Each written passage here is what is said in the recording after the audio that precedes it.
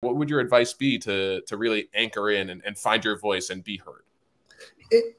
I'll draw on some advice that I remember having some conversations with some folks at Could Be Silverstein and Partners, and some of them were talking about like how hard it is to have a voice, especially as a person of color, or because of the gender dynamics as a woman.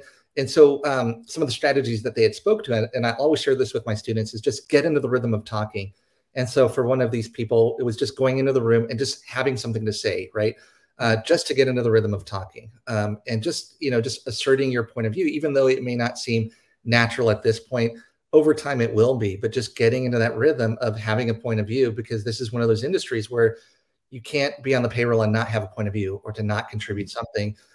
It's so competitive and there's so many smart people that you have to have a contribution, and you have to do it pretty quickly and right away.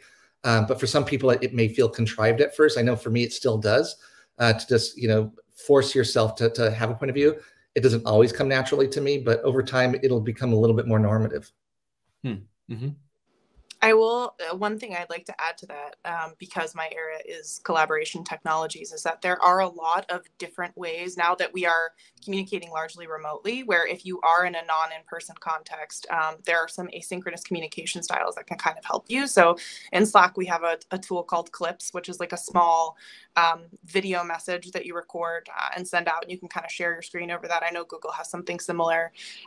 There are also audio messages, which sometimes kind of help you get your feelings out in a more cohesive way. And these are things you can also play back, to Chris's point. If you're earlier in your career and you're feeling a little bit awkward about how you share this information, you can play it back, re-record it.